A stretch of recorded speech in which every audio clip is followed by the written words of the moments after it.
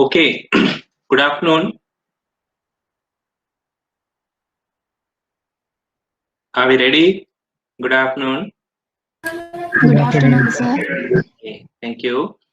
Uh, Now we have rescheduled the class for today. The reason being, tomorrow we will not have our class as usual, which means on 27th February at our usual time we will not have classes. So that is basically advanced to this session. So that's why we have a session today. So I hope you won't be logging tomorrow because there will be no classes, and we will be meeting next week during our usual time, that is Saturday 3:30. And today we are basically having a similar session, 2-hour session, 2 to 4, instead of tomorrow, as I said. Now, before I move to the discussion today, and I remember I told you to look at financial press, and I requested you to make it a kind of a habit every uh, uh, only this class. Yes, only this class we are having today at 2 to 4. Next week, 3:30 to 5:30, our usual time. And what I was telling about the financial press, and I requested you to go through whatever you find in terms of news, basically finance, business, or economic news, and even some political news might have some relevance to the financial sector. Usually, the financial system and its variables, markets, are responsive to political developments as well. So those are some important things in the economy and the financial system. So as a result, I told you to look at the financial press, whatever you find on the website, on papers, or even in text messages, you will get some important news. And I requested at least next week to look at the central bank website on 4th February, 4th March at 7:30 a.m. when the central bank will issue its monetary policy statement. That statement captures whether there is a change in monetary policy or not. We know how the central bank changes monetary policy through its policy interest rates or any other policy instrument change, through any other policy instrument change. So those have some impacts on the markets as well as on the broader economy, and also in terms of our discussion related to our exam.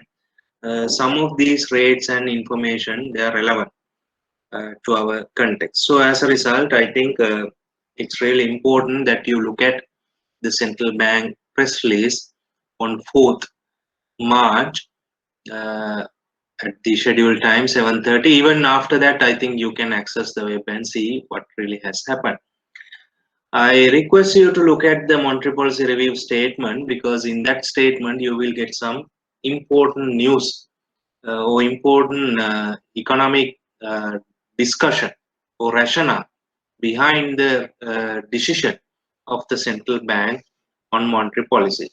Because from our discussions so far, we know the central bank will take policy actions by looking at the developments in the economy. So it happens it happens through some policy discussion, through some analysis, and also through some forecast about the future. So these are considered when the central bank is arriving its decision. So that statement will give us some idea about the economic status and the prospects. Prospects means what will happen in the future. So I really recommend you read it, you try to understand it. And I think last week I presented you what structure is this press release, and I recommend you look at this press release. Other than that, whatever in terms of finance news you observe, you have to take a stock on that or take a note on that, because those are important for our discussion. Now, if you look at some recent developments, probably you may have seen during past few days. I'm not going to ask from you today because I really encourage you to do so. So what I have observed in the past few days, some developments in the stock market. Earlier, the stock market was, performing well. Then we have seen some drop in the stock market, some significant drop. Now it seems stock market is basically recovering, or it's going back to some steady state, a kind of a good state. So those things are happening in the stock market. In terms of, I think if you look at the financial press recently, inflation numbers were released.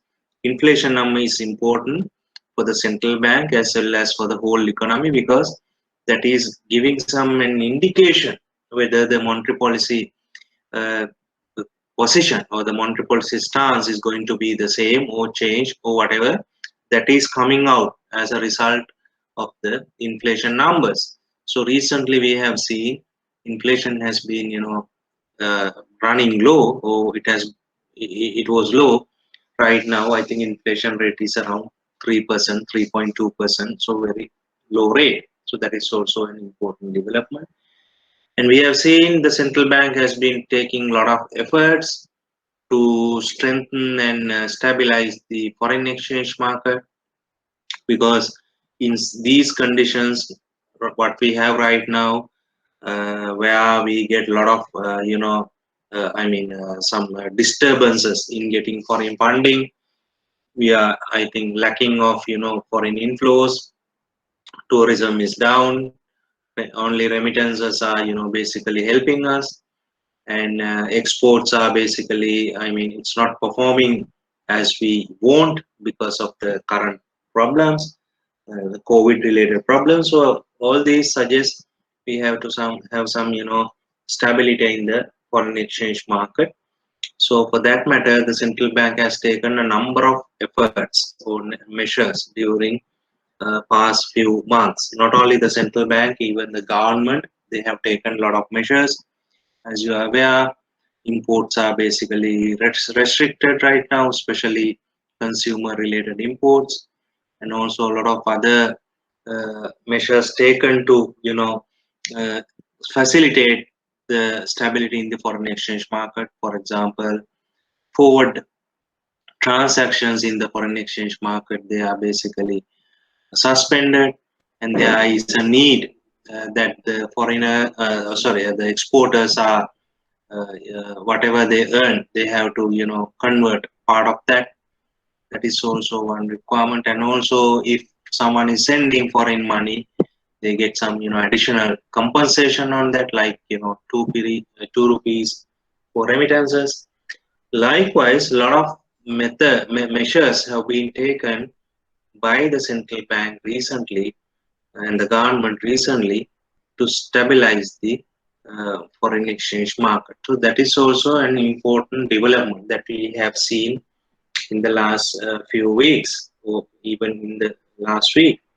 So similarly, you need to look at the financial press, on a at least on a daily basis as a habit, because as I said, that will keep you very updated and are also very knowledgeable on the financial market. Okay. Does anyone want to say something about the financial market developments?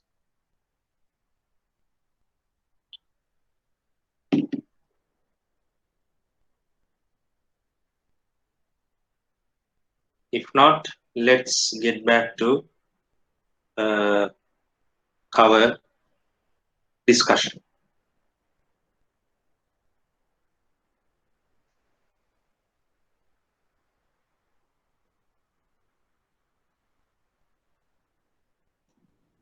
Can you see my slides?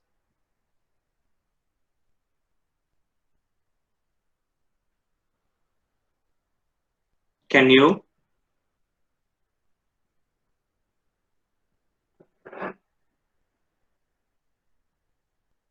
Can someone respond, please? Can you see the slides? Because I can't see the chat.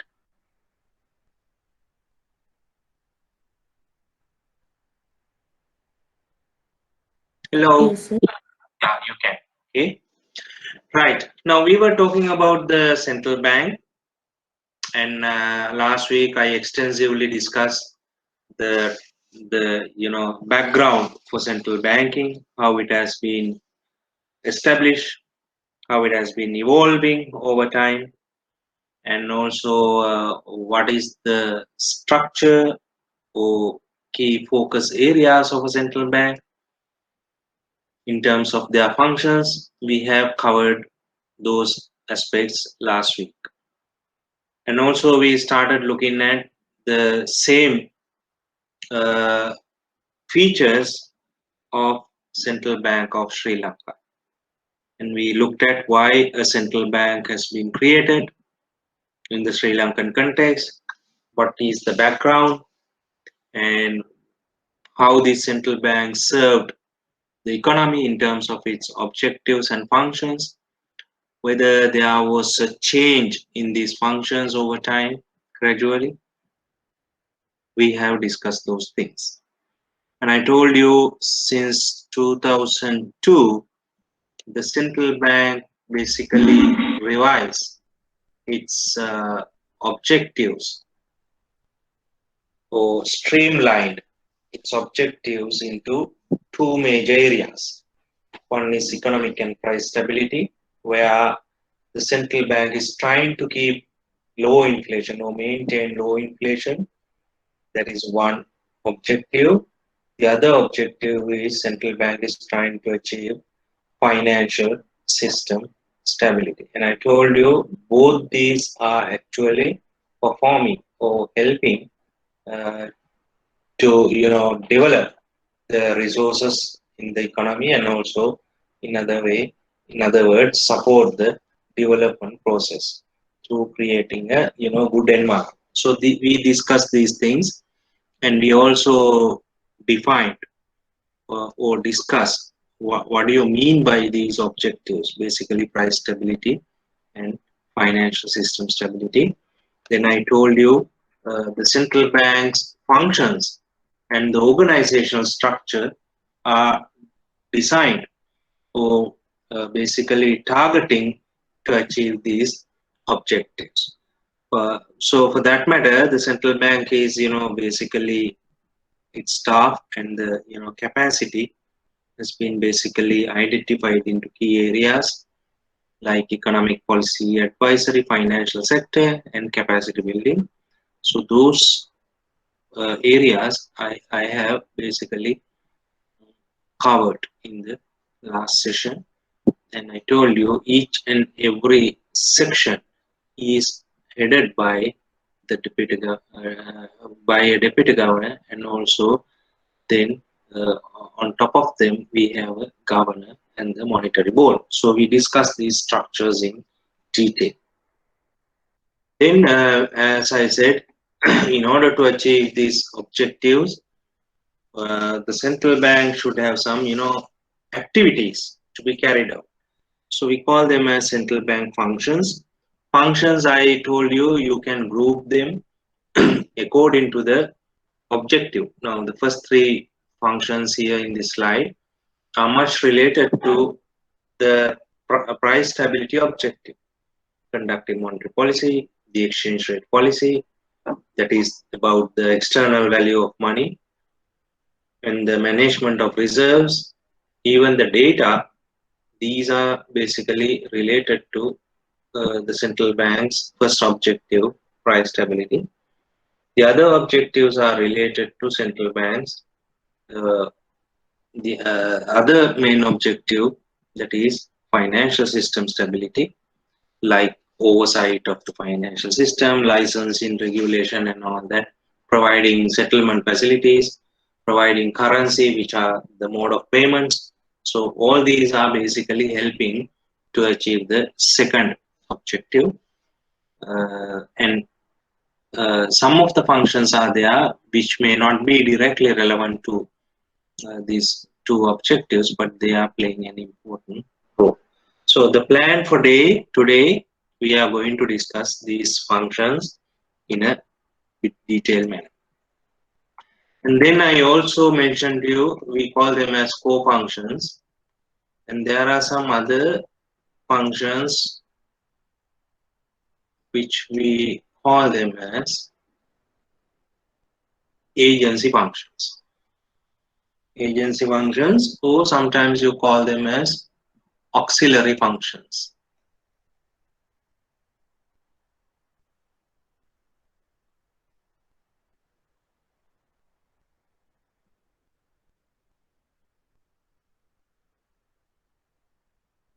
Auxiliary functions, auxiliary to main function, which means you are basically performing these as a kind of an agent who to support the government's activities or government's views in relation to these functions. So what are these agency functions? We looked at the management of public debt and foreign exchange management, employees provident fund management, facilitating financial inclusion, and that is basically regional development. You can call it as regional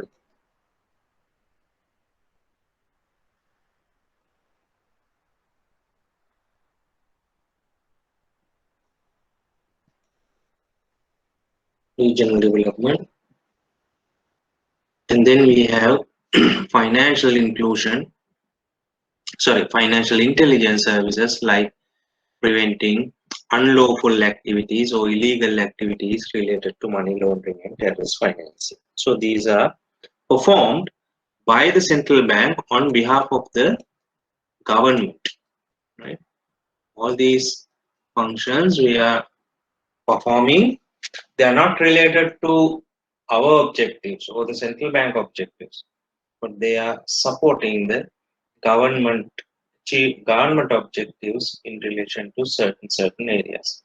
For example, the government is having a kind of an agreement with the central bank, or uh, uh, basically a function is given to the central bank in terms of managing public debt. So that function is not directly related to the central bank, but still the central bank is performing that function on behalf of the government. Okay, that's why you call them as agency functions. Let's start discussing these functions one by one. Maintaining economic and price stability. Under that, the central bank's the major role, as I mentioned here, conducting monetary policy. So the central bank is conducting monetary policy to achieve economic and price stability. You already know economic and price stability means low and stable inflation, which means predictable inflation. Now, for example, if you draw a chart, in this chart, you will see inflation is high, unpredictable. Why? It's moving everywhere. You don't know what will happen in the future period. But if inflation moves like this is basically low compared to these points, and also stable, low and stable. So that is ensured by the central bank through conducting monetary policy. How do you define monetary policy? Can someone remember or recall our knowledge? We have already covered in the previous week. What do you mean by monetary policy? Does anyone want to answer?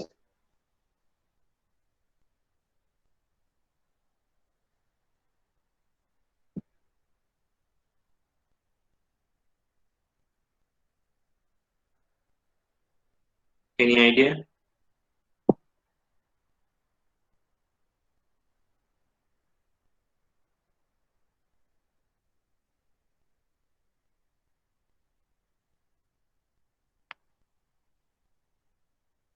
Can you define monetary policy?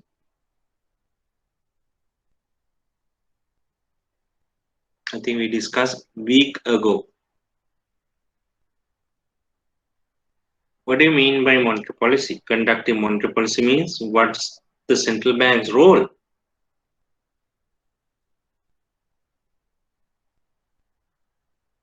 Maybe some of you may have, written something on the chat box.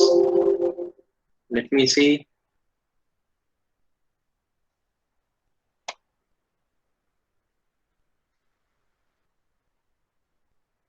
Okay, no answer.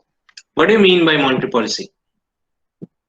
The process is a central bank manage the supply and the cost of money in an economy mainly with view to achieve the macroeconomic objectives of price stability. Exactly. That is the process that the central bank attempts to control the cost of money and the availability of money. We know cost of money means simply the interest rate, availability means simply the money supply. So as a result, the central bank is trying to achieve its objective of low inflation by managing interest rates as well as the money supply. So on that account, in Sri Lanka, the Central Bank of Sri Lanka, we call it CBSL in short, it sets the interest rates, policy interest rates, which are the interest rates of the central bank. Those are changed only by the central bank. And manages liquidity in the economy means, liquidity means that I have told you a number of times, money supply.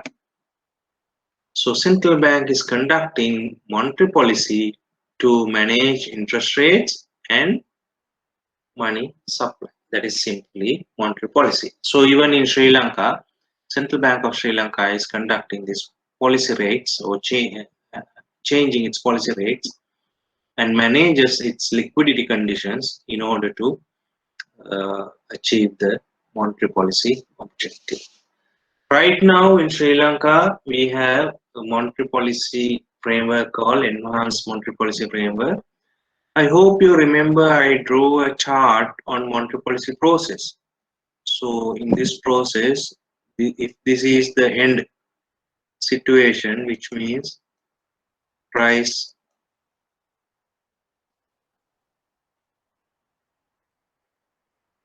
stability, the central bank has instruments, then it has operational tools,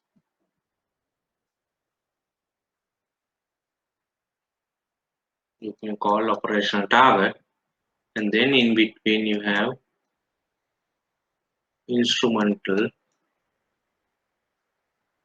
target. Sorry, intermediate target, not instrumental, intermediate target. Now sometimes this operational and intermediate target work together. Or you may not be able to exactly define which one is the operating line.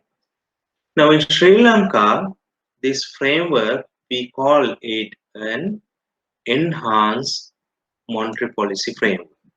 So whatever we have in Sri Lanka in achieving price stability is following an enhanced monetary policy framework.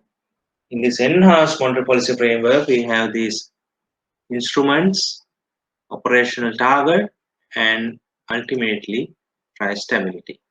Now in Sri Lanka, the monetary policy instruments are basically influenced or a guide is given by a particular interest rate. That interest rate we call it as the operating target. In the case of Sri Lanka, our operating target is AWCMR, which means average weighted whole money rate. That is the operating target of monetary policy framework in Sri Lanka. So the central bank uses monetary policy instruments to make an impact on this AWCMR or average weighted whole money rate. So that is simply the framework. And I think if you look at this chart, you will get some additional information in relation to these variables. As I already mentioned, if you look at this chart, you will see there are two lines in this, three lines actually. If you look at this blue shaded area, I think you have some idea. In the blue shaded area, you call it standing rate corridor, which means a kind of a policy rate corridor. The upper bound is given by SLFR, standing lending facility rate. The lower bound is given by standing deposit facility rate. So these two rates forming a corridor, if you look at. So that corridor is our policy interest rate corridor, or it is our instrument. Okay. So whatever the central bank changes in terms of policy, the central bank will change these two rates for the corridor. The gap of the corridor can be revised or it can be expanded by the central bank depending on the need. So that is simply the kind of monetary policy framework that we have in terms of the policy rate corridor. Now, if you look at this policy rate corridor, you will see another rate, the red one, is moving very close to the policy rate, which means within the policy rate corridor. That is actually, as we already know, the average weighted whole money rate. So here we have the full term, the average weighted whole money rate, which is the rate in the interbank overnight market. Now, what do you mean by interbank overnight market? In every markets, when the banks are dealing, they have a very efficient market based on this interbank concept. Now, for example, if kind of a central bank wants to make an impact on the economy, the central bank can easily change these the rate, the AWCMR, the call rate through its operations. So that's how the central bank manages this rate. So in that sense, that AWCMR is becoming an operating lever of the central bank. I think you know the idea of a lever. When you change a lever, that will have some impact on other, maybe if it is a machine, it will have an impact on the other parts of the machine. Similarly, if the central bank changes this interest rate lever, the call rate through the central bank's operation, that will have an impact on the other rates in the market. So that's why you call it an operating target. So probably in your exam, you might have questions like that. So what is the current, what is the operating target of the current monetary policy framework? That can be a possible question. Or what are the policy rates of the central bank that trying to achieve monetary policy targets or achieving low inflation?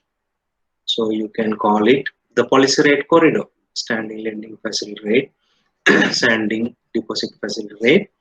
And using these two rates, standing facility rates or the policy rates, the central bank is conducting open market operations.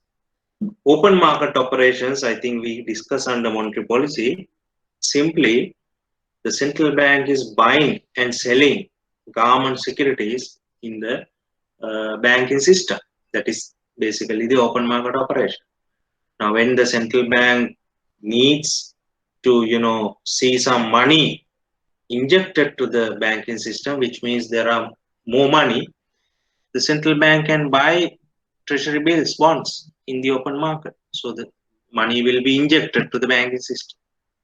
Similarly, if the central bank thinks, okay, some money has to be absorbed from the banking system, what the central bank can do, it can basically sell the treasury bills, bonds to absorb money. So the open market operations in that sense, indicates buy and sell of securities by the central bank in order to increase,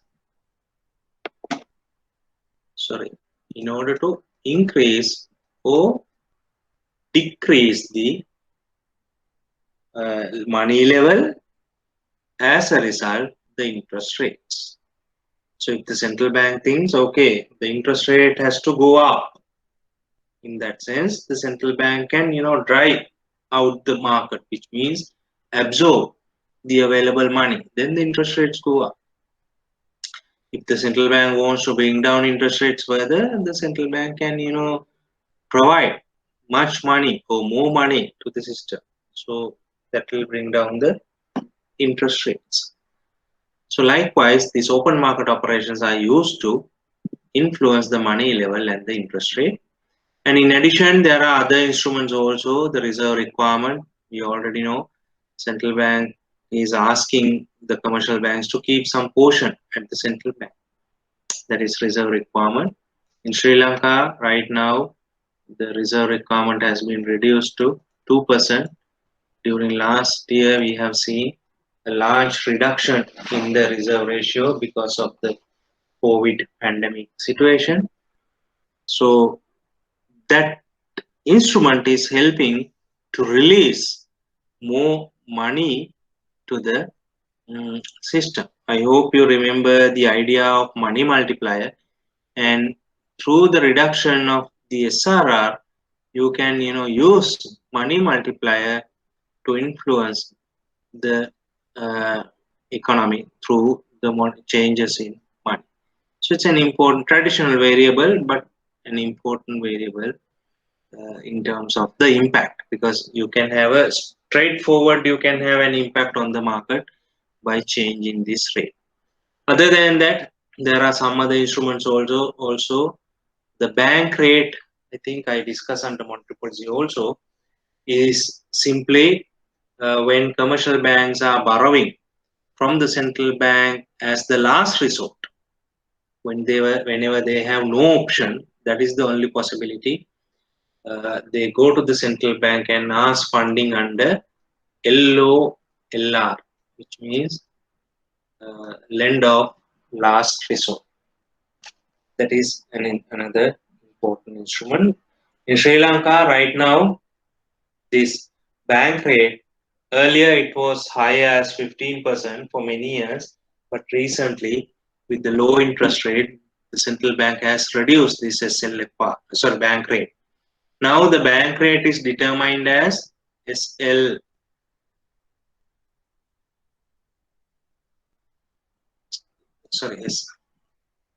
Let me rewrite it. SFLR plus 300 basis points. That's how now the bank rate is determined. Now it's varying actually. Earlier it was fixed, now it is varying. And then central bank can impose certain restrictions on credit to a particular sector. It can target a particular amount of credit. That's all. Interest rates can be capped. Central bank is in a position to provide a cap for the interest rate. I think if you are aware, right now the central bank has capped the mortgage related interest rates through a particular bank, through banks at 7%. So that is also an instrument. Forex transactions means foreign exchange transactions, buying and selling foreign exchange in the domestic money market will have some impact on the money level in the economy. So what we are trying to do is actually, in this case, we are trying to manage the level of money and then indirectly the interest rates. And then we have moral suasion. Moral suasion means the central bank is having a kind of a discussion with the banking sector in order to achieve certain actions. Central bank might have some actions or ideas in their mind. To achieve this, actually, the central bank can use some moral suasion, which means some kind of a influence on the market participants in the banking sector. So these are some important monetary policy tools used by the central bank. And then right now, in the current context, I hope you remember I was mentioning this name time to time.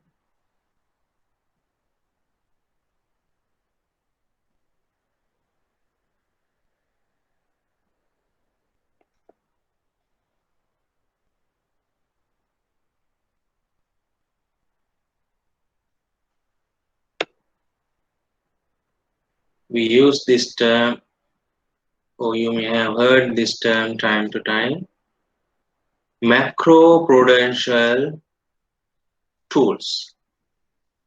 Now I told you one day macroprudential means by name, macro means macro variables, prudential means financial variables. So what happens here, you have very clear link between the monetary policy and financial policy.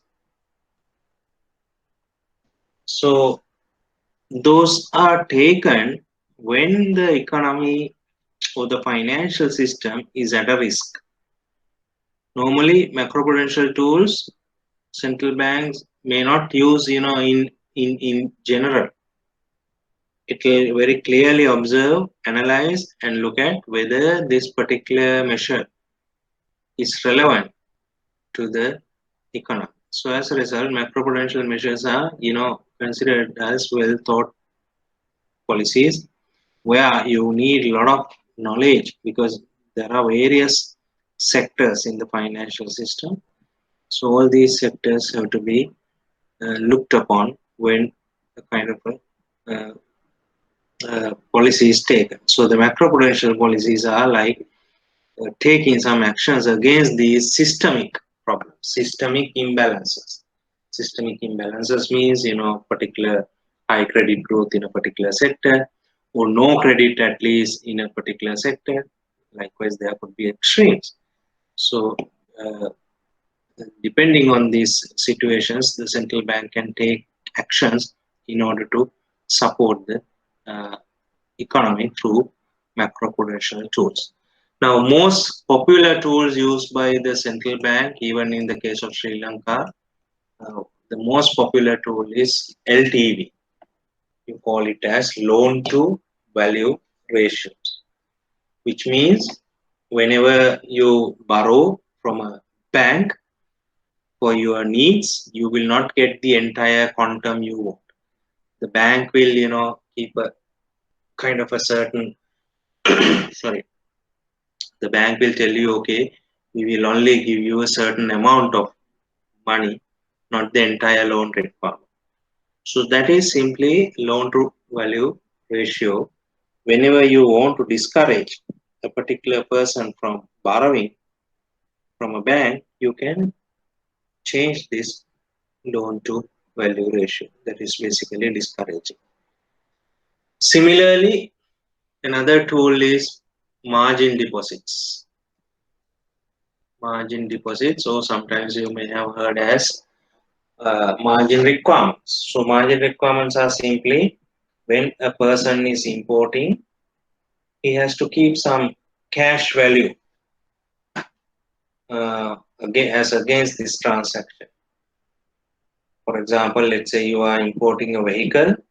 When you import that vehicle, a certain kind of a percentage, maybe 100%, maybe 200%, depending on the government policy, that is imposed by the government. So as a result, whenever you import, you have to keep that equivalent amount with the authority, that we call them as margin deposits or margin requirements.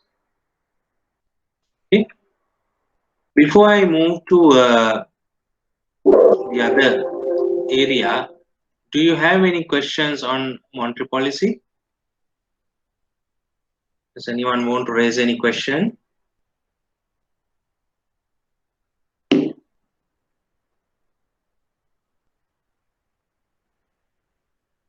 All good?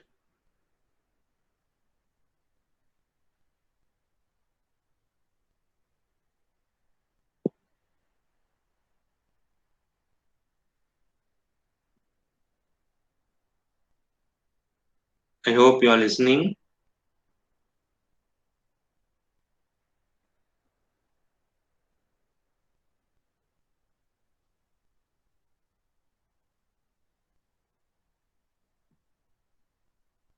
Any response? I don't get any response. Any question? Or can we move?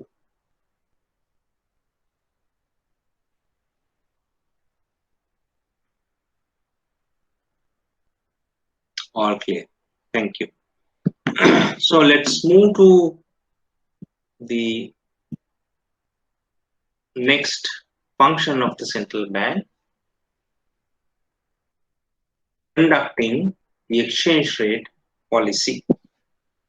Exchange rate is very simply, I think, if you look at the definition, the rate between the domestic currency and foreign currency. Let's call it as dollars. So the rate of exchanging one currency with the other currency, that is the idea. So when a country is doing transactions with a foreign country, this exchange rate is determined. For example, let's say Sri Lanka is buying goods from the US, or Sri Lanka is sending goods to the US. So they are paying or they are receiving from their own currency. If it is US, basically US dollar. So in order to buy that US dollar, you have to pay a certain amount of domestic currency. That is simply the exchange rate. Now there are various exchange rate mechanisms which I'm not going to cover today. I have a discussion on financial markets. There we will see what are these different types of exchange rate systems that we have in the world or in other economies. We will have a discussion. And in Sri Lanka, what we have adopted is a flexible exchange rate system since 2001. Now, before 2001, what we had was our exchange rate system is not flexible.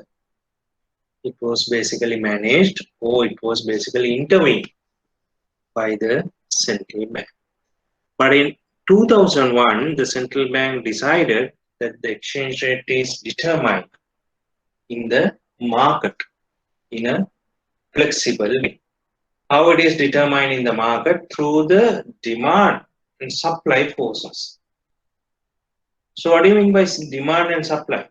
Who's demanding and what? That is dependent on the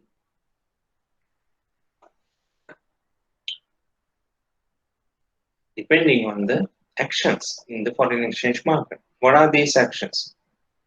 So there are two types of parties in the foreign exchange market. We have foreign exchange suppliers, we have foreign exchange demanding people.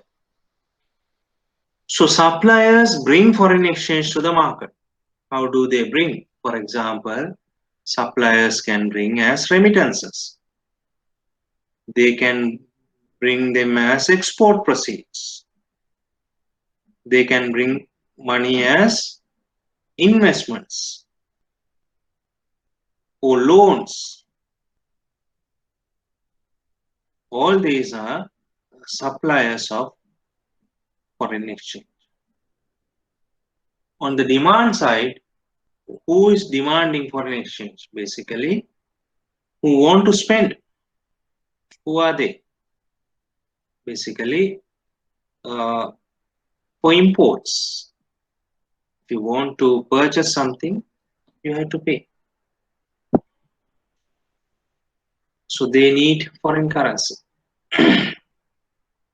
If you are traveling for education purpose, which means for service related transactions, you need foreign currency. So people demand foreign currency for that matter.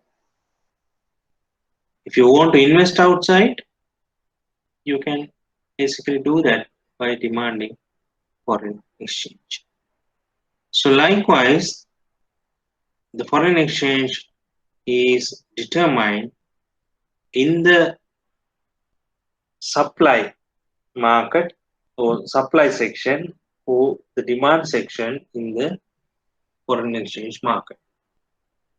So I think you are aware the very simple diagram on equilibrium prices.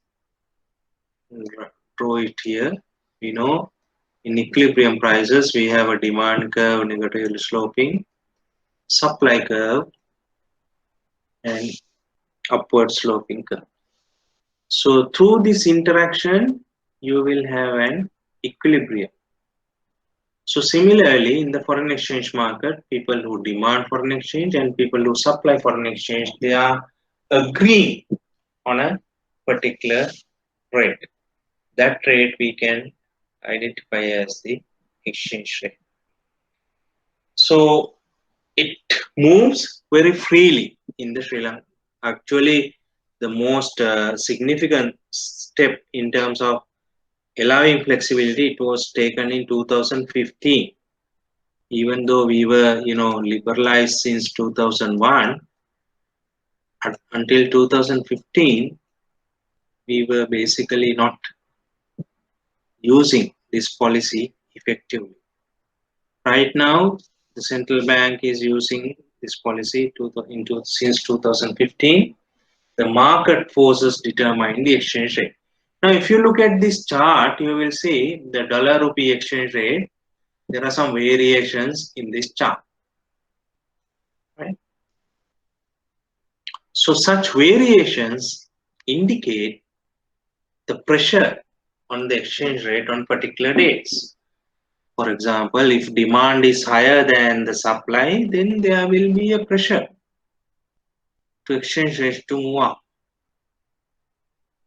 If there is no demand for foreign exchange relative to the supply, which means more supply there is there in foreign exchange market, then there will be a downward bias for reducing the exchange rate. We call it as an appreciation.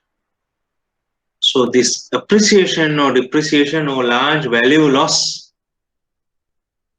of the exchange rate can happen due to the changes in the demand supply mechanism. So in this chart you will see why we can call it as flexible. Throughout this period the exchange rate has been moving. It's not a constant thing. Right? It has been moving depending on the relationship between the demand and supply. Okay? So recently, if you look at our exchange market, we have seen some pressure in the exchange rate market. So for example, in 2020, this period, if you look at this chart, the exchange rate has almost gone to 200 rupees. Depending on the country's, conditions, COVID impact and a lot of other incidents. Even in the case of December-January period, in the chart you will see again such pressure on the exchange rate. So that's possible. Now, when the central banks are observing this volatility, central banks either can do nothing. Okay, central bank may not, basically required to do anything. Or sometimes the central bank might intervene in the foreign exchange market, which means it shows some kind of a role of the central bank in the foreign exchange market in order to prevent this excessive volatility. Now, obviously, if you look at this chart, in this period,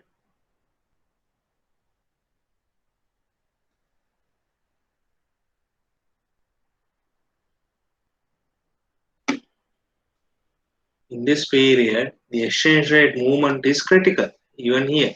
Why? The exchange rate is basically showing some high volatility. Even in the case of here, you will see a large reduction in the exchange rate. So these large reductions and large upward trends in the exchange rate, you may call it as excessive volatility. So excessive volatility is not preferred by the central bank because that will have some negative effects on the exporters and importers. So as a result, the central bank would like to have a kind of a stable exchange rate. Stable means it's not the same rate every day. Stable means the movements are very small, or the movements are very predictable, and it's very kind of a conducive, or which means the market participants will not be having any uncertainty in the foreign exchange market. So to prevent the central volatility, the central bank can intervene in the foreign exchange market. Now, how the central bank intervenes in the foreign exchange market? It can do two things: either buy FX or sell FX. This buying and selling happening depending on the situation. If the central bank wants to put money, dollars to the system, the central bank sells foreign exchange. If the central bank wants to absorb some money from the system and keep the rate stable without going down, the central bank can absorb foreign exchange from the market. So when the central bank does it, what we can observe, the exchange rate will become a stable thing. But in a broader sense, economists, they don't prefer this action. Although CBSL, we call it may intervene. May intervene means there is a possibility to intervene. There is an ability to do so. But people think that intervention is basically not required. The central bank should allow the exchange rate to be determined in the foreign exchange market freely. And also, central bank intervenes in the foreign exchange market for another reason, that is basically to maintain or build up external reserves. External reserves means a country's foreign assets. So these foreign assets are basically invested everywhere. Out of that, the central bank is generating some income also. So this external reserves or the foreign reserves, they are kind of a symbol of the strength of a central bank. So if a country is having a good source of foreign exchange as that makes the reserves comfortable, then such central banks can be considered as financially viable, strong central banks in order to face any issue. So for that matter, the central bank needs some amount of foreign exchange which are considered or collected as reserves. So that is also very important. Now recently, if you look at this chart, what I have said, you can observe in recent phenomena, we know in November-December period, the exchange rate experienced a substantial pressure. Even in 2021 early part, we have seen some substantial pressure on the exchange rate, and the central bank was trying to maintain this exchange rate through various measures. As you are aware, as I said in the previous slide also, a lot of measures have taken by the central bank. For example, requiring banks to surrender some of their money, uh, and also suspending forward transactions in the market.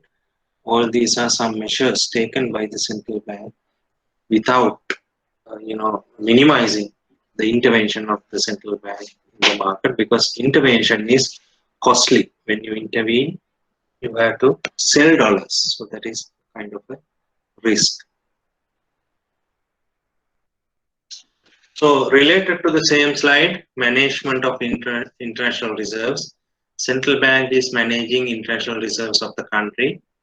As I said, these are foreign assets. You can call it as foreign assets. So what you see here in the chart is the changes in foreign assets.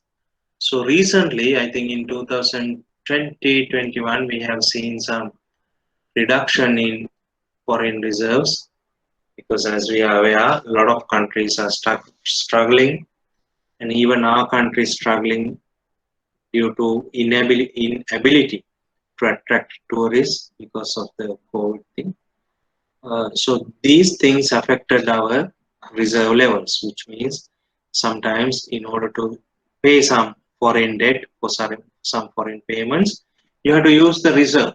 So when you use the reserve, that will have some impact on the reserves. So central bank's target is to maintain a comfortable level of reserves.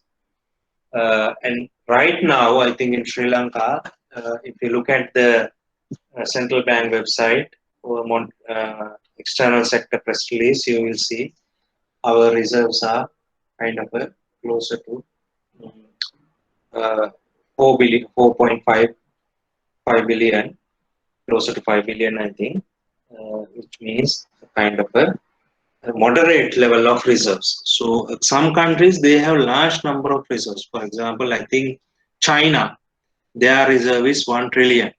So it's very large amount of reserves. Some countries, India, they have certain amount. There's no such requirement.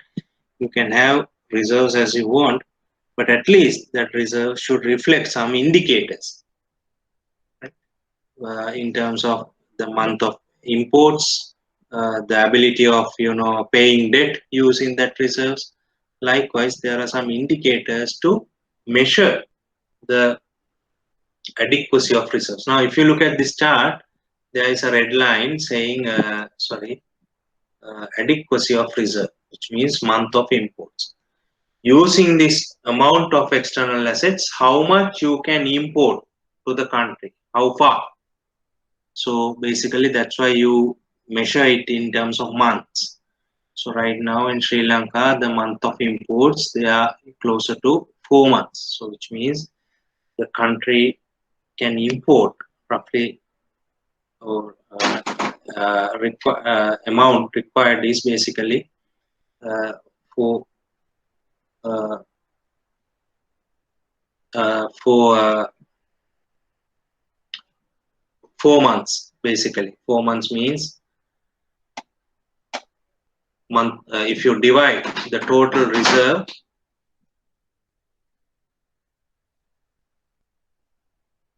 by import expenditure, that equals something like 4 to 5 months. So for that period, you can import using this reserve. That is the idea. So these are indicators of reserves, which means how strong your external sector in terms of the availability of foreign reserves. These reserves are actually not in idle form. The central bank is investing these reserves because they are in foreign currency form. So the central bank is investing these reserves in other country assets like their securities, maybe gold, maybe in foreign currency form. There could be various forms of various types of uh, reserves kept by a central bank. And also there are various currencies like dollar assets, sterling assets, euro assets likewise. So recently in last year what we have seen, at some point we had reserves closer to 10 billion, but due to the issues of last year and this year, our reserves have basically come down. But the central bank is trying to increase this reserve level through various measures. So what I have mentioned in terms of some of the actions taken by the central bank, they are basically targeting uh, to increase the reserve levels.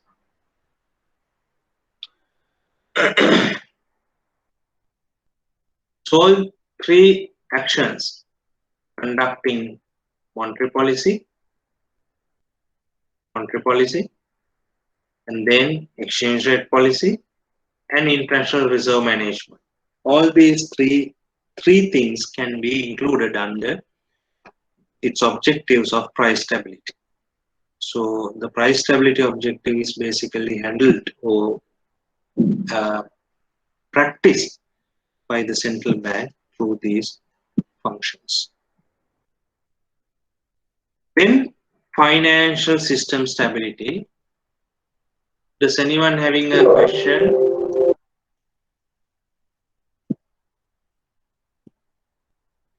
Any question, please? Do you want to raise anything?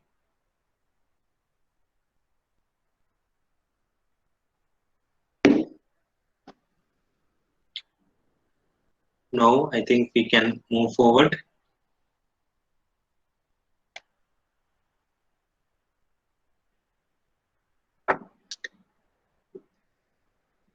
Then the financial system stability.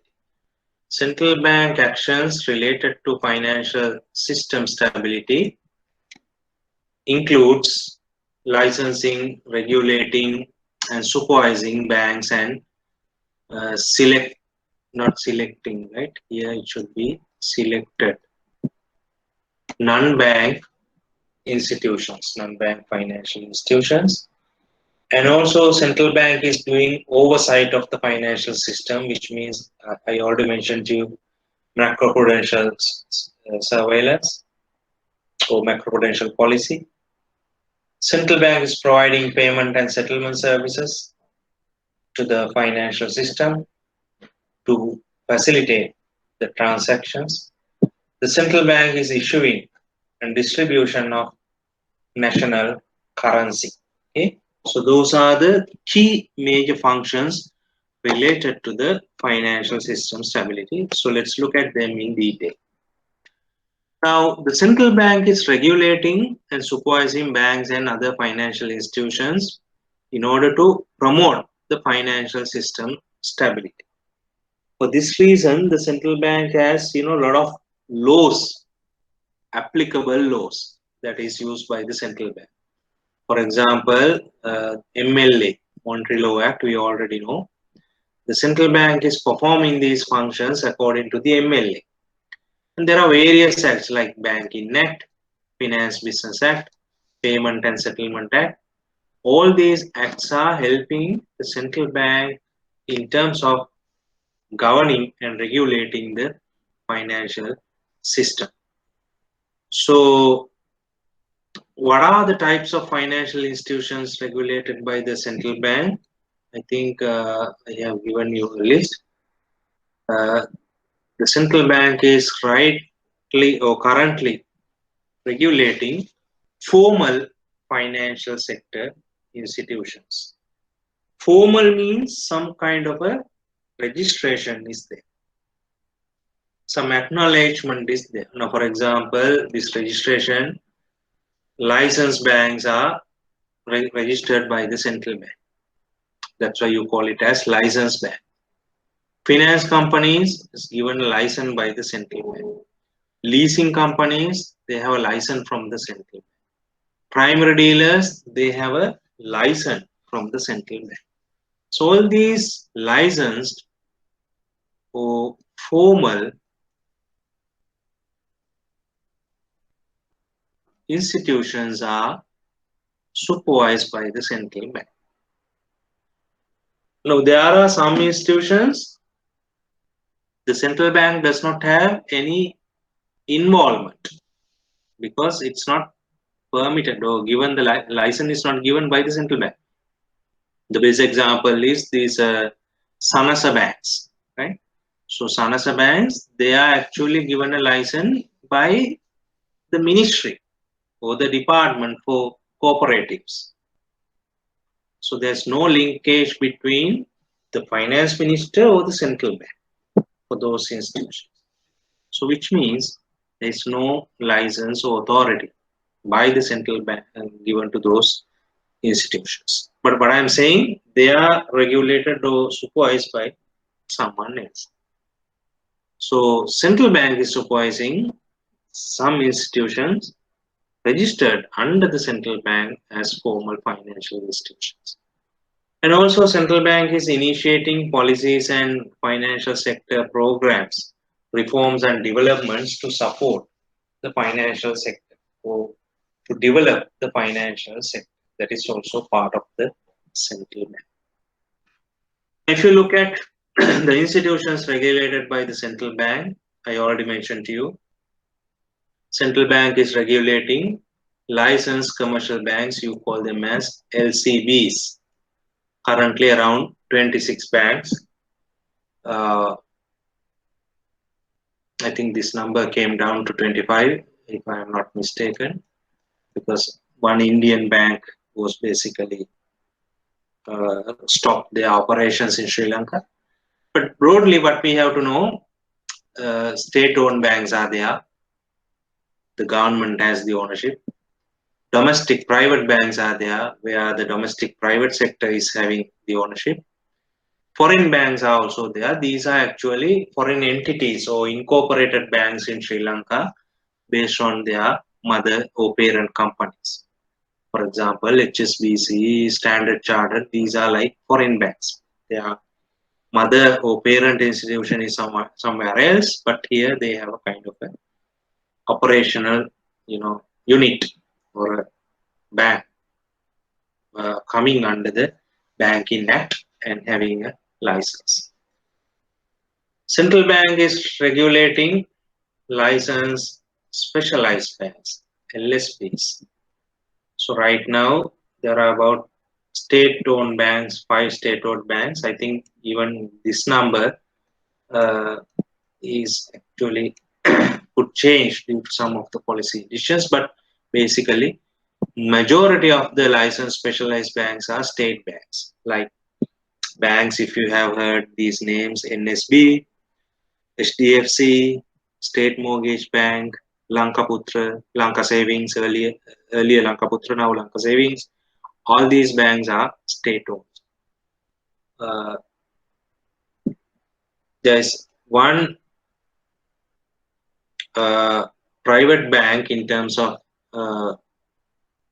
specialized banks, that is actually Sanasa Development Banks. Here I think I mentioned Sanasa, not actually Sanasa, as it's Samupakara Bank, cooperative banks. Right? Cooperative banks are coming under the cooperative department of corporates. So here the private bank under specialized banks is the Sanasa Bank, that's the only private.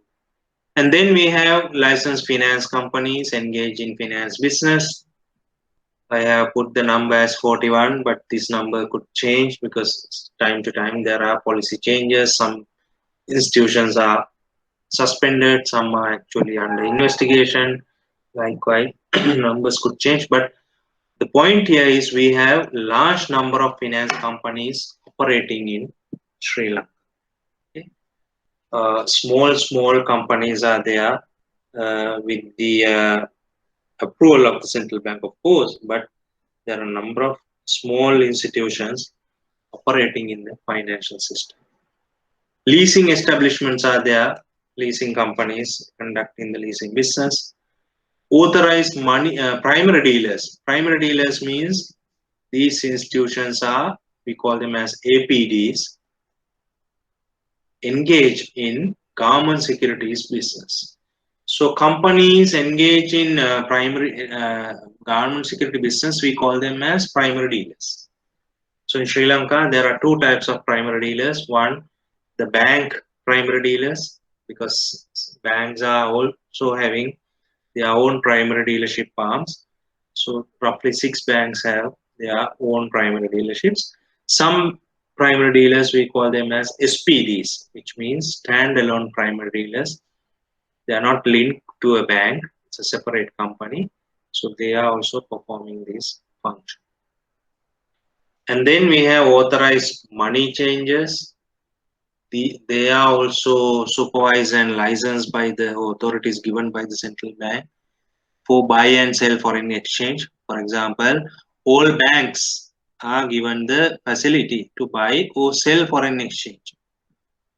But some are only given the approval to buy foreign currency.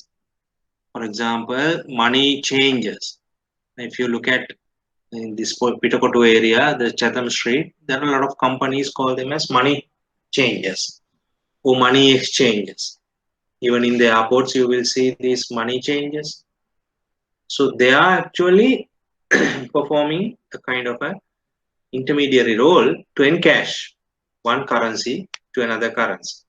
So in Sri Lanka, their license is also given by the central bank for money changing business. Other than that, in Sri Lanka, we have microfinance institutions, which means engage in micro, medium, and small scale funding and fund disbursement projects. We call them as microfinance institutions, helping to poor segments in the society. So central bank has started supervising these money brokers, I think, few years back. And also central bank is supervising money broking companies. In Sri Lanka, in the financial market, there are people called AMBs, authorized money dealer, money brokers. So these brokers are basically helping transactions in the market. Now, for example, let's say a bank A wants to do a transaction. So in order to fulfill his transaction, the money broker will find out a bank. That could be bank C. So bank A and bank C is basically connected through the money broking company, AMBs. So in Sri Lanka, I think we have roughly 9 AMBs operating. Their actions are regulated by the central bank. Now, if you look at all these numbers, licensed commercial banks, specialized bank, finance companies, leasing companies, primary dealers, money broking companies, microfinance institutions companies. If you look at all these, I think the majority, I think almost close to 80% of the financial system is regulated by the central bank. Then I told you this institution regulation is actually related to individual institutions. Sometimes we use a word to identify that, macroprudential regulation. Macroprudential means the central bank is worrying about individual institutions. At the same time, as I said, the central bank is recognizing the importance of the macroprudential perspective, which means the broader economy, the broader financial sector. So that is beyond the supervision of individual institution. So it's not only one or two institutions supervised by the central bank. There is a broader focus on the broad markets, the instruments, the payment mechanisms, all these. Because of the one important thing, I think I mentioned this term, system stability. So system stability means you have to have a overall stability, not one or two markets or not one or two institutions. So this system stability is ensured by the central bank through macroprudential tools. Now, if you look at this, I have extracted this from a book. If you look at this, the entire process, I think you will get some idea. So if the central bank wants to correct market problems, avoid any significant losses to the real economy, I told you this is macroeconomy. And in order to restrain other externalities influencing the financial system, any other bad things on the financial system, if you want to avoid those things, you have to mitigate excessive systemic financial risk. Because if people are taking excessive risk, that could lead to any of these problems. So if you can mitigate or prevent this excessive financial risk, then ultimately you can achieve macroprudential stability or broader financial stability. For that matter, the central bank can take some intermediate actions. You can prevent excessive credit growth. If credit is growing at a high rate in a particular sector, you can control. For example, vehicle credit, housing credit, they are expanding at a high rate. The central bank can keep an eye on that and introduce policies to limit that. Managing liquidity risk. Sometimes the drying of out liquidity, which means there's no money, is the biggest problem. Now, for example, in your body, there's no blood in a particular part, that organ will die. Why the brain dies in a stroke? Because you are stopping the blood flow to the brain. So that will damage that particular organ. Similarly, in the financial system, liquidity is the blood. So if you don't have this blood, the financial market organs will be dying and affected. Limiting excessive concentrations means some people invest in one asset, excessively. Stock market, excessive investment. In deposits, excessive investment. So concentrate. Only that instrument is only considered. So that is a kind of a risk. Mitigating misaligned incentives at enhance system risk, which means sometimes your returns, incentives means returns are not reflective. I think the best example, people were talking about some stock market issue in Sri Lanka during last few weeks, which was indicating some misaligned incentives or the returns. You are basically not so sure whether you can earn such return in a shorter period of time. And also resilience of the financial infrastructure, which means the payment system, payment methods, and all that. You have to have some strong system to cater that. So this approach, macroprudential approach, is basically handled by the central bank. I forgot to tell you some important thing at the beginning. Here, let's start from here. Now, if you look at the central bank annual report, the central bank annual report, CBSL AR, in this annual report, a section called Part 4. So in this Part 4, you have all this information, central bank functions and how they perform these functions.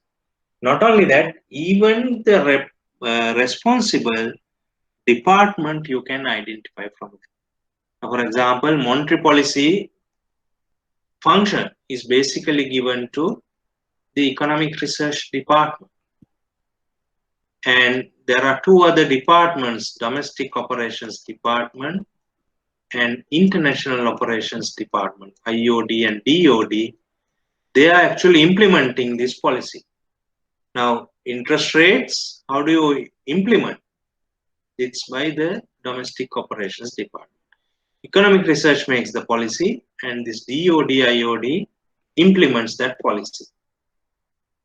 And then the exchange rate policy. Again, the Economic Research Department simply sets up the policy, and International Operations Department, they are operating or putting it to action. International Reserve Management, again by International Operations Department. They are basically acting in international markets to make investments and all that. And with regard to regulation, there are various institutions operating. Depending on the institution, there are various departments. For example, banks are supervised by Bank Supervision Department. Shall I come to this slide and do it?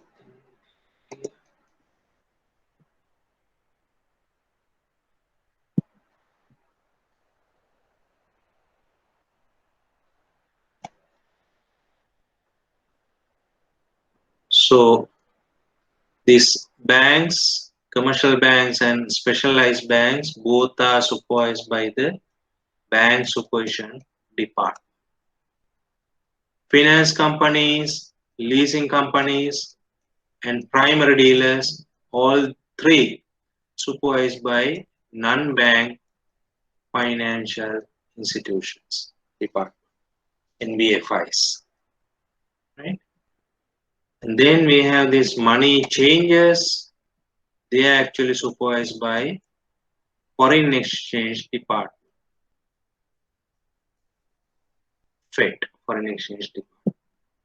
Microfinance, again supervised by the non-bank financial institutions department. Money broking companies supervised by the Domestic Operations and International Operations Department.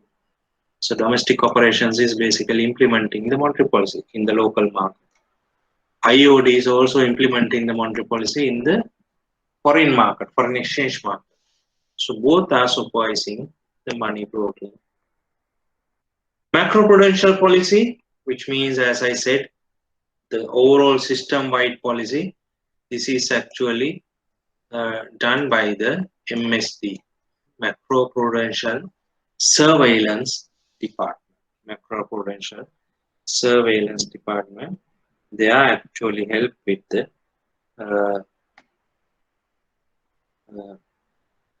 macroprudential policy.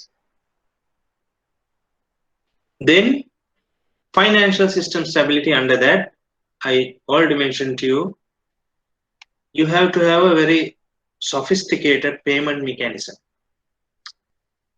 And that payment mechanism is basically provided by one particular department in the central bank.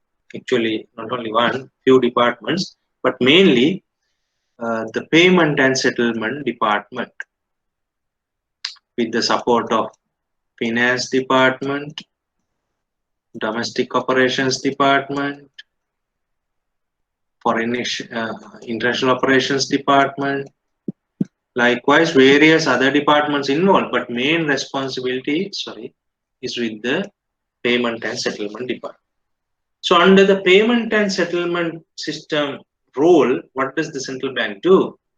The central bank is overseeing the payment, clearing and the settlement system. And it provides some important, systemically important functions, or the payment functions, to the financial system.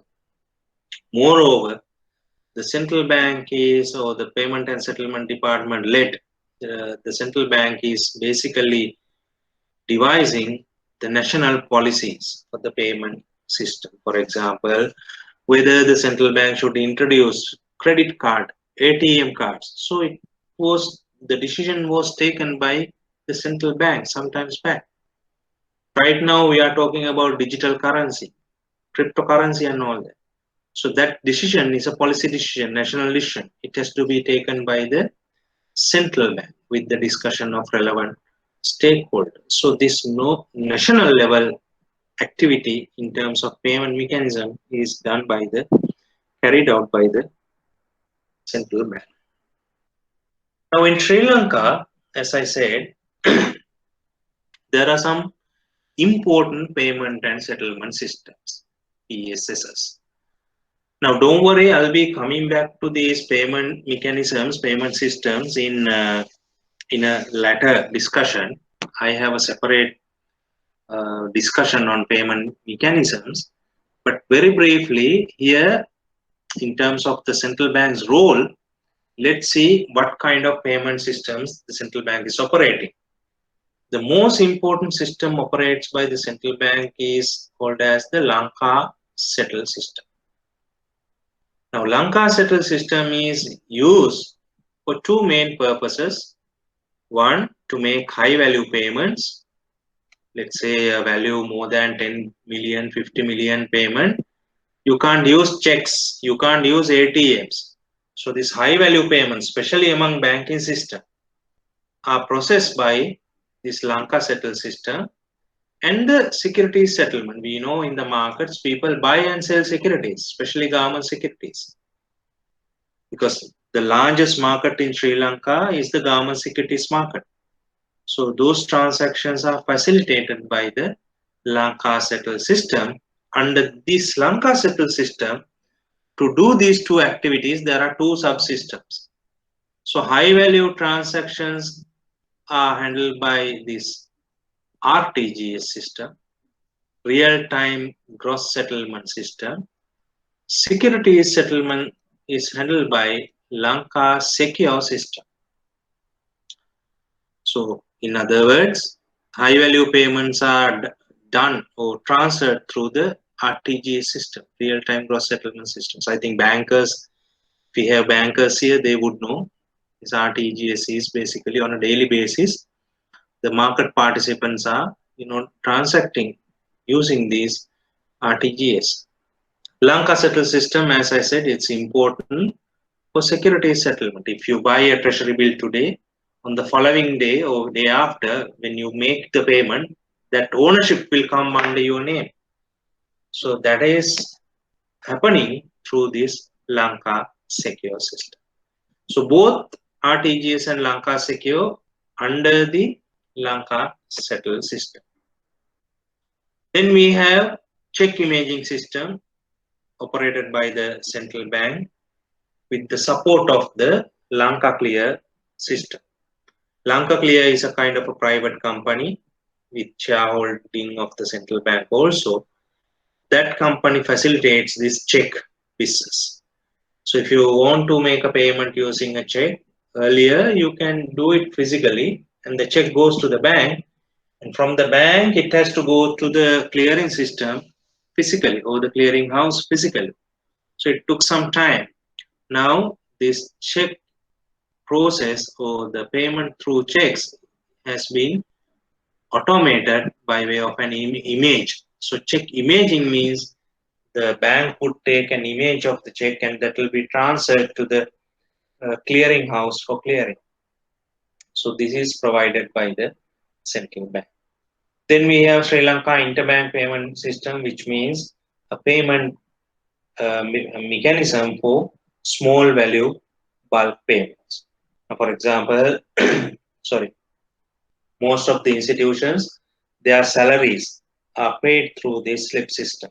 If you are working somewhere, if you are getting your salary to the bank account, that is actually through the slip system where the small value payments are facilitated.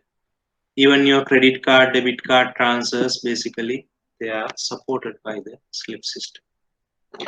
Recently in the sense during last decade, we have seen the central bank has been trying to upgrade the payment system.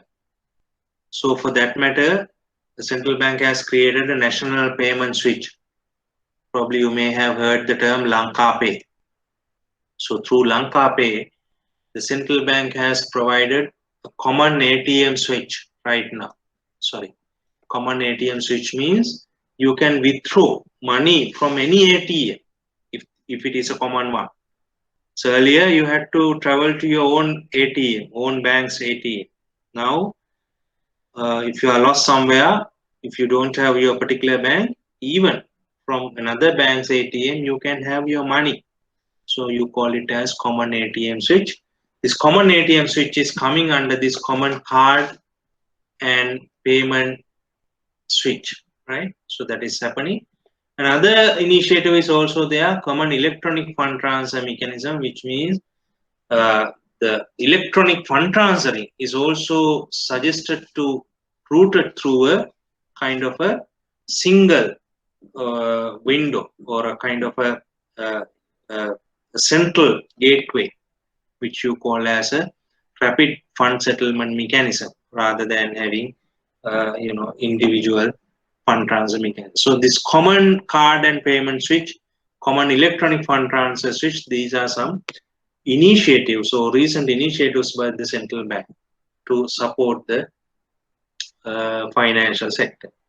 Now, if you look at some recent developments other than those, CCAPs and CSEP, there are some other initiatives like mobile phone-based e-money schemes. I think in Sri Lanka, a lot of mobile service providers, they have this e-money mechanism, right?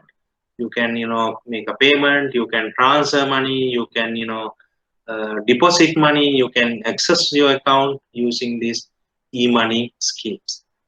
And right now, the central bank and relevant ministries, they are looking forward for a national card system. National card system means that you can use this card anywhere, in your bus, in your shop, in your cinema, wherever you go and make a payment. The central bank is focusing on a kind of a single card rather than having multiple payment mechanisms.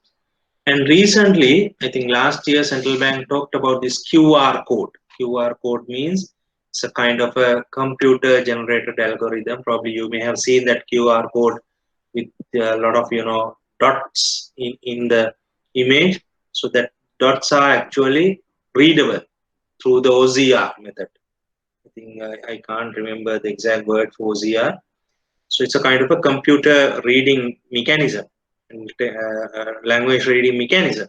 So QR codes now used by the society in terms of the payments, in terms of a lot of, even I have seen during this COVID time, now if you want to access somewhere, you have to give your details, right?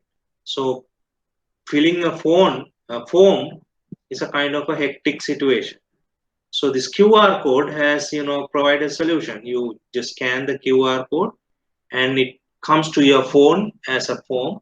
You simply input your basic information to access the premises. So the one variant of QR code. Other than that, in shops, you can easily make a payment by logging to your or connecting to your account. Regulatory sandbox and fintech committees means recently we know a lot of developments are happening in digital finance.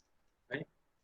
So people talk about digital finance, digital currency, crypto coins. Likewise, there are a lot of developments are happening. Regulatory sandbox means it's a kind of a space for these developments. So people can, check their activities or innovations in this regulatory sandbox. It's a kind of a space provided for the innovators to check their activities or their products. Fintech committees are there in the central bank, which means studying the new aspects or new technology related to the financial sector. So fintech, the broader term means financial technology. So the technology aspect is basically brought into the financial sector. So central banks, including our central bank, looking at these possibilities. Currency management is one of the key functions of the central bank in order to provide a convenient payment method for the general public. We know people demand currency for their own purchases and also for their transactions. So the central bank has the sole right and authority in issuing currency in Sri Lanka. At the central bank, there is a separate department called CRD, which means currency department. So this currency department is issuing currency in Sri Lanka on behalf of the government, I mean, empowered by the government. That function is carried by the central bank in releasing currency. We know currency is basically in notes as well as in the coin form. Why this currency is needed? You have to have some confidence in the market in pursuing your transactions. You have to ensure that adequate amount of currency is available in the market. I think probably sometimes back people were talking about 10 rupee coin shortage. So in such situations, the central bank ensures that adequate currency stocks are released in order to meet this demand. How the central bank issues this currency? That's actually not a blind exercise. The central bank looks at the required amount of money needed by the economy. So the central bank is doing some, forecasting, estimating, look at the economic activities. Likewise, it determines how much currency we need, right? Now, depending on the developments in the economy, the central bank is issuing different currencies. Now, for example, sometimes back, the central bank earlier the highest note was 1,000 rupees. Then later on, central bank issued 2,000 note for higher value transaction. Then central bank issued 5,000 note. Now earlier, if you want to make a transaction using 100,000 rupees, you have to have 100 notes in currency. But now you only need 20 notes for make a transaction. So it has made very easy with these different denominations. So likewise, the central bank changes the policies in relation to which type of currency is needed. What are the denominations? Denominations means what is the value. Earlier, probably you may have seen, I think last week, that is one of the news items. The central bank issued a currency for 20 rupees, sorry, coin. So now there is a coin for 20 rupees. This 20 rupee coin was issued to commemorate the 70th anniversary of the central bank. Last year in 2020, we celebrated the 70th anniversary of the central bank. To mark it, to commemorate it, the central bank has issued a 20 rupee coin into the circulation. Circulation means the money availability in the system. So depending on the need, as I said, the central bank is issuing currency, notes and coins. And if you look at this chart, there are some periods with peak demand, right? In the periods of April, in the periods of December, people need more currency. Now it's a very good example in the coming period, starting from mid-March, you will see currency in circulation in Sri Lanka going up. Why? Festive demand is coming due to the festival season. People will have to have more currency in their hands for their day-to-day purchases and needs. So you will see this jump in the month of April. With regard to currency management, I should tell you two important things promoted by the central bank, and also we always talk about this thing. One is reproduction of currency notes. Now this reproduction of currency note is completely prohibited. You can't do it. Right? By law, it is punishable. There are some, computer savvy genius people. If you have paper, a scanner and a computer, some people, they easily print money. Now it should not be done. It's an offense by the Montreal Act to print or reproduce currency. So if you do it, I think a maximum of 20 years can be in jail. Now imagine if you go to jail by your early 20s in your age, you will come out from the jail by 40s, right? So it's a waste of life. I'm just telling you because some people, even as a hobby, they try to do it, which is an offense. One thing. Second thing, the clean note policy. Now, the central bank is promoting to have good quality currency notes in the system. So for that matter, the central bank always withdraw the unfit or unserviceable currency notes from the circulation. So sometimes I think when the currency is circulated, that is getting, damaged, or it is getting dirt. So when such things happen, the central bank is on a daily basis replacing such currency. That is okay. To make it very clean and to ensure the transactions, you issue or replace currency when you have to do it.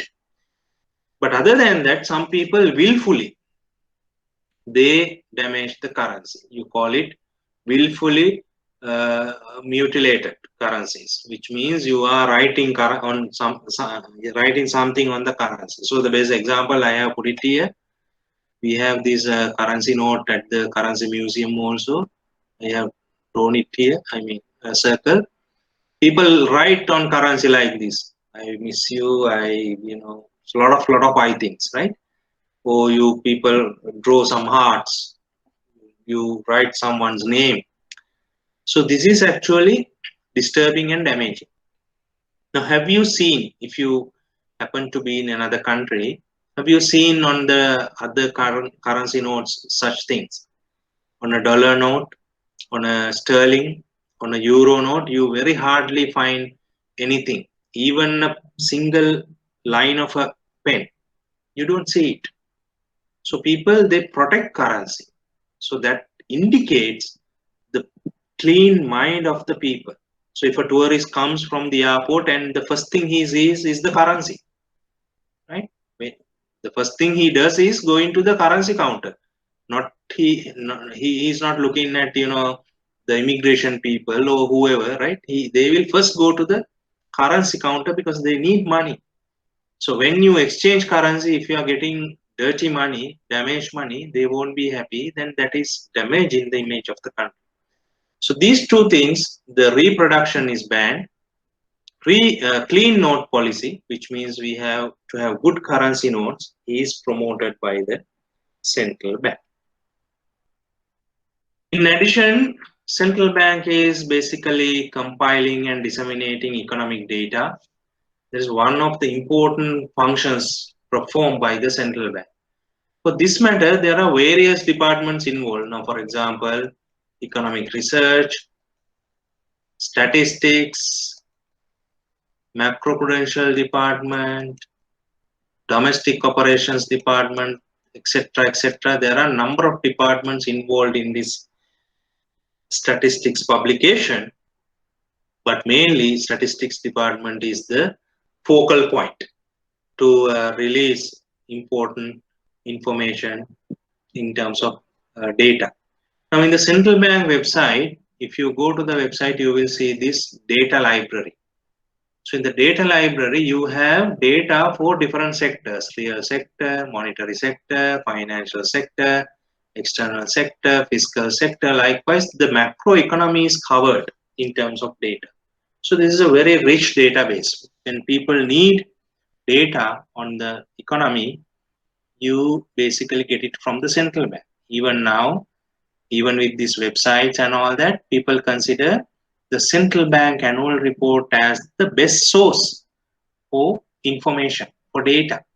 So that is basically one of the key functions of the central bank. And not only that, or not only data, the central bank is conducting important surveys to find out data. Now, for example, central bank is conducting a business outlook survey. Central bank is conducting inflation expectation survey. Central bank is conducting a survey and constructing an index called PMI, Purchasing Managers Index. The central bank collects data and compile a land price index, LPI. So all these are different surveys and data is captured in indices. So these are providing some valuable information. You can see where the economy is going on. What is the performance? What is the future prospect? Some of these indices are futuristic. For example, business outlook survey, inflation expectation survey, purchasing managers index. They are forward looking. You can get some idea what's going to happen in the next 3 months, next 6 months, likewise. So this information is basically provided and published by the central bank as one of the important functions. So other than those key functions, the central bank is the banker to the government. So the government accounts are maintained with the central bank. So government means there are various the central government, departments, agencies, various statutory boards, etc., etc. They are maintaining their accounts with the central bank. So as the banker, the central bank is providing these banking facilities to the government. So that is one aspect under this role. The banker to the government means account holder. The other role is central bank can give guarantees in favor of the government, which means in the case of financial transactions, the central bank can give a guarantee for the government. Another most important thing, the central bank is providing provisional advances to the government. I think I told you even at a previous session also, the central bank can give 10% of the estimated revenue of the government at the beginning of the year. For example, for 2021, let's say the central bank has a certain estimate for its revenue through taxes and non-tax. So out of that revenue estimate, the central bank can give a loan to the government equivalent to 10% of the total. So this is provided by the central bank every year at the beginning of the year as a support to the government, because at the beginning the government doesn't have tax income. So government has cash needs. In order to fulfill such cash needs, on the very first day of the year, the central bank releases this provisional advance to the government as the bank. And also, central bank is the financial advisor to the government. Central bank is giving recommendations on its policies, measures, especially when the government borrows international money, which means when the government is taking a loan from external parties, the central bank by law should give instructions to the government, should give advice to the government whether there is any risk, any problem, any implication. Likewise, the central bank has to make such important recommendations to the government. So that's one aspect, providing recommendations. The other aspect is central bank is submitting an important should submit, I think there's a word missing, should submit a report, right? So this report is important. You call it September 15th report. So before the preparation of the budget of the government, the central bank is giving this report to the finance minister. So it's a confidential report. No one will have access except the minister. So minister will look at what the central bank has said in terms of risk, problems in the economy and all that, and especially the proposals. What does the central bank say in relation to financial sector? Whether the central bank is, proposing some measures to be taken under the budget. Likewise, it is providing advice to the government. Okay. Up to this point, you may have seen the central bank is performing very important functions in relation to its core functions. If you go back to this first slide here, you will see we discussed the monetary policy conduct, exchange rate policy conduct, international reserve management, oversight of the financial system, licensing and supervising, payment settlement system activities, and currency related activities, data and statistics, and then finally banker role and the financial advisor to the government. Now, you can also say one thing here, the central bank is also the banker to the banks. Now, provision of settlement facilities and regulation of payment system is under this part. You can also say the central bank is the banker to banks. Now, with all these things, you can see the core functions performed by the central bank. They are very important in relation to the macroeconomy. So by performing these key functions, the central bank is trying to achieve core objectives, that is economic and price stability and financial system stability. So you can imagine, I think by looking at simply the central bank, you might think it's a simple job. It's only one or two jobs. But if you look at this entire function set, you will realize the central bank is providing an important service to the national economy and the financial system by performing its functions. Okay. Next part, we will be discussing the agency functions. Now here I will request a couple of things before we meet next week. May I suggest you look at the annual report of the central bank, part 4. Right? In part 4, there are various departments given. Under public debt, you have public debt department, PDD. Under foreign exchange, you have foreign exchange department, FED. Under EPF management, you have EPF department. Under financial inclusion, you have regional development department.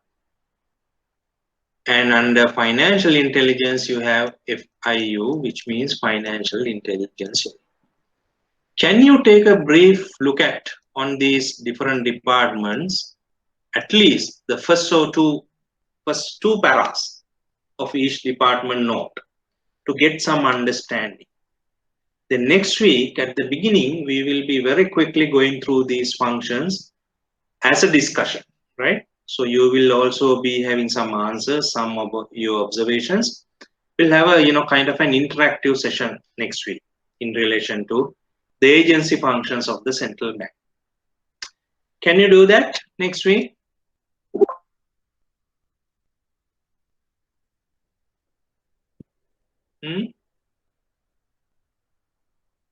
Can you do that? I would like to see a response. Okay, right. A lot of people say they can do it, which means take the central bank annual report, part 4. In part 4, there are a list of departments given. So take those few departments I mentioned and turn that page. Just read the first para. That's enough. There are a lot of information, but just read the first para, then you will get some understanding what is the key function of that particular department. Okay, let's do it. So I request you to do two things before you come next week. And if someone is listening to this recording, if someone has not attended today and listening the recording today, please do two things. As I said, the first thing, look at CBSL annual report, any report, recent or whatever, and part 4, two departments I mentioned, EPF, foreign exchange department, regional development department, public debt department, and FIU, that is financial intelligence unit. Second thing I want you to do is on March 4th, central bank is releasing the monetary policy review. I want you to look at this monetary policy review and come up with some, understanding. Then we will have a discussion on the monetary policy review, why the central bank has done this thing. Now, don't forget, this monetary policy review is important because you might have some questions in your paper.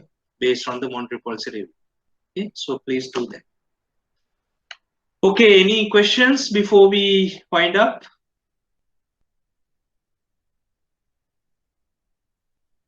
No? Can we stop for the day? Someone has raised the hand. Do you have any question?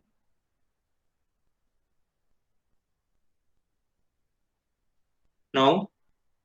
Okay, then let's meet up on, I think that's on March 6th, our next session on March 6th, because we don't have classes tomorrow.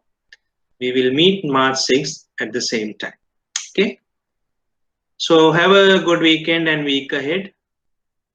Goodbye.